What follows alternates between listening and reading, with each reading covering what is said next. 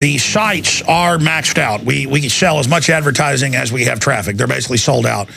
But we need to raise funds in other areas. There's a lot of areas we haven't monetized, different areas, and we're looking for partners that want to that we can review your products to see if they're top flight for us to promote, to have a relationship with us. We're looking for firearms distributors, manufacturers, ammo, sales, Army, Navy, and survival.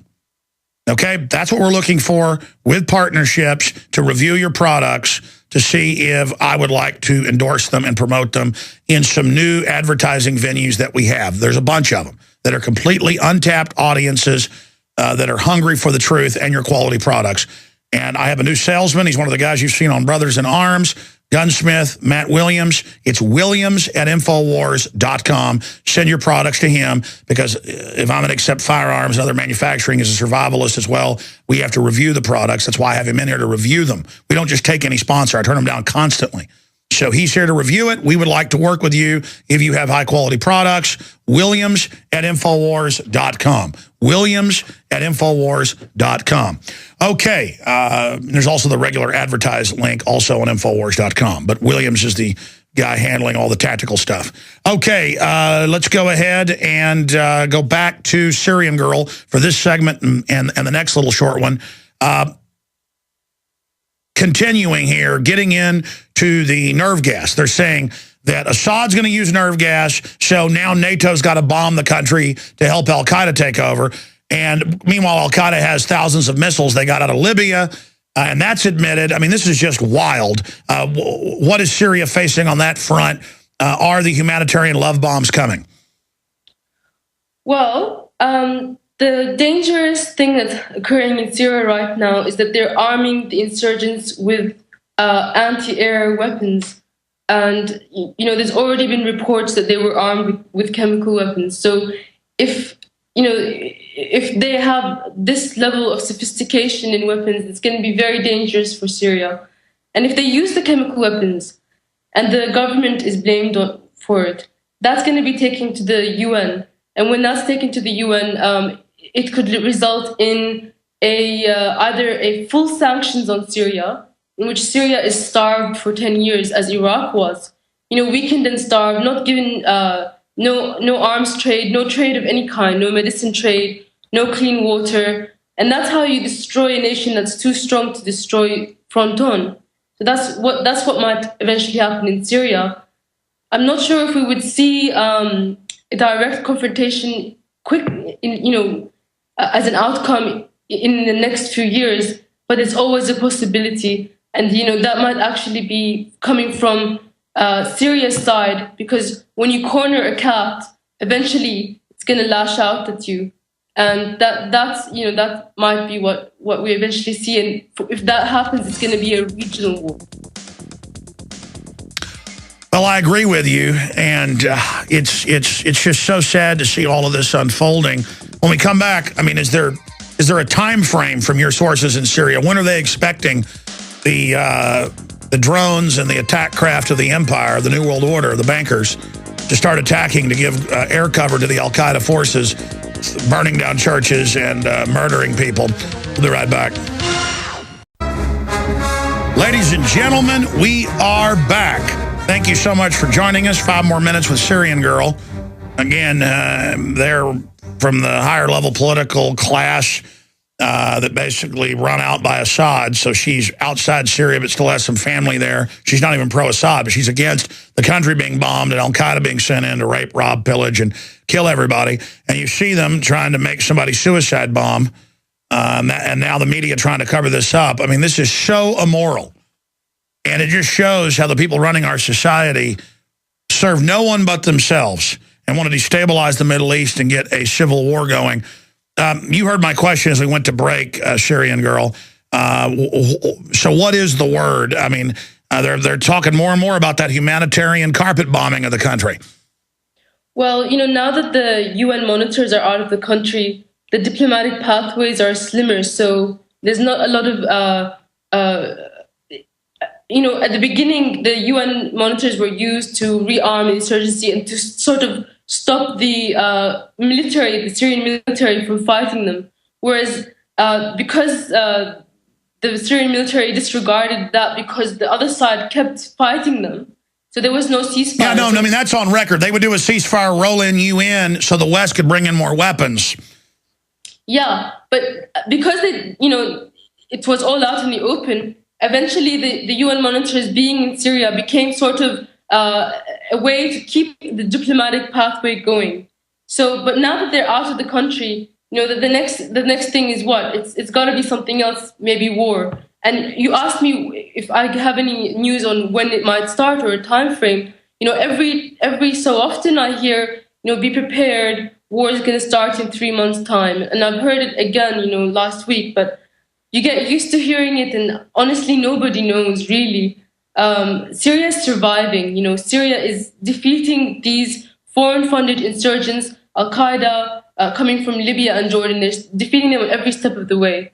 So while they're still being funded, from outside, they're throwing as much money and propaganda as they possibly can. They're just not succeeding. So this could be going on for a very long time. But clearly, even corporatist media is having to admit that this is very immoral and that it's a fraud more and more. I mean, they really run the risk as this goes longer and longer and longer of just absolutely discrediting themselves, even with the dumbest sheeple. That's exactly right. I think the fact that it's damaging them, it's kind of, when they attack Syria, it's coming back and slapping them in the face, because nobody's watching CNN anymore. All of their views plummeted, and it's spreading to Al Jazeera. Nobody believes Al Jazeera in the Middle East anymore. Well, except for the very, very brainwashed or the very, very extremist. I mean, Saudi Arabia is not exactly Sunni either. It's a Wahhabi religion, which is a very small section of Islam, which is very extreme. Sure, I wasn't trying to demonize you because you're Sunni. No. I mean, these are specialized, kind of moron groups. You can even see these fighters that are just brought in. And that's how you can have suicide jihad people who think they're even fighting for Islam, but then you track the money back to major U.S. and Israeli and Pakistani and British intelligence. Absolutely. No, I just, I just wanted to say that's, you're exactly right. Unfortunately, a lot of these people are uneducated, and getting money or a salary for anything like fighting what they perceive to be a holy war is very appealing to them, and that's what the power mad NATO powers and the globalists are feeding. Yeah, they're perfect mind control. They're culturally mind controlled by this brainwashing, and then NATO just uses them. No laboratory needed. Syrian Girl, thank you so much for spending time with us. We'll be back with more breaking news. Your mind. It has become a national news story on NBC National, AP, Reuters, you name it. Fox News has covered it. Marine to contend mental commitment and to basically say that he's not mentally ill for saying that he thinks government stages terror attacks. Brandon Robb, who we've now talked to as neighbors and family, is a listener of the show. The family is scared to come on the air right now, scared of the feds. They shouldn't be, but I guess they did see that their family member drug off for saying 9/11 was an inside job, decorated Marine, honorably discharged, no psychiatric record, no arrest record, and just thank God he didn't resist them when they came, or they love bagging a veteran. That's a big trophy for the wall for the FBI, because their number one enemy. I was just showing you earlier the threat at home, the magazine for National Guard. They say veterans are going to kill you. They're the new Al-Qaeda. Told you that was coming. And they claim the Tea Party works with Al-Qaeda now in the new Army report. If you're a new listener, that's not a joke. Just type in new Army report says Tea Party to link up with Al-Qaeda. I know it's ridiculous, but they want to get the public simultaneously loving the military, saying support the military, support having them invade everywhere, and breathing deadly DU. Support endless war and torture. That's what the troops want. put them on Prozac that makes them commit suicide, and then wonder why there's record suicides, and make them serve 5, 6, 7 tours, and sometimes go weeks on end in 20-hour days, kicking down doors and disarming poor villagers. But simultaneously, they're the big threat because they know they're people that won't go along with world government. They won't go along with turning their guns in. So, welcome, America. We've been occupied by the New World Order. They're bragging, and they're saying the veterans are the enemy. And we've got the head of the Rutherford Institute coming on. It's going to be on the nightly news. I'm going to tape it right after the show today. We may even put it out early before the show airs because sometimes part of the show's live, part of it's taped interviews because we can't do it all live at one time sometimes, 7 o'clock Central. And it looks like if he gets out, we've been told that that the Rutherford Institute went in and contended that his involuntary commitment was a fraud and that they've been ordered him to be released. But that's all the details we have right now with the Brandon Robb story. Again, the evil Marine that dared have a First Amendment and said our government's illegitimate on Facebook. And then somebody posted lyrics to a song that's got sharpening the axe in it. So saying that, they went and grabbed him. And we have other talk show hosts being arrested for even milder speech, disappearing into psychiatric wards, having their guns taken. I mean, this is the new Soviet-style terror. The good news is it's totally blowing up in their face. But Hitler did this, Mao did it, Stalin did it, Fidel Castro did it. If they couldn't trump something up, they'd just say you were mentally ill and disappear you. On the other side of the political spectrum, Ernest Hemingway said the FBI was harassing him and spying on him, COINTELPRO, before the name was known. They said that's mental illness, locked him up and gave him shock therapy that basically killed him. And then Hemingway, it came out, was being surveilled and harassed by them. So, hey, the FBI is surveilling and harassing me. Oh, you're going to a mental institution, Bubba. So we had troops rallying outside the mental institution.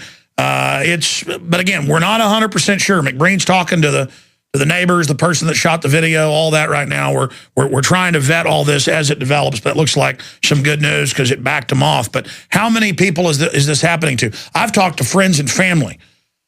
Almost everyone I know has family in Texas who shoot their mouth off about Obama.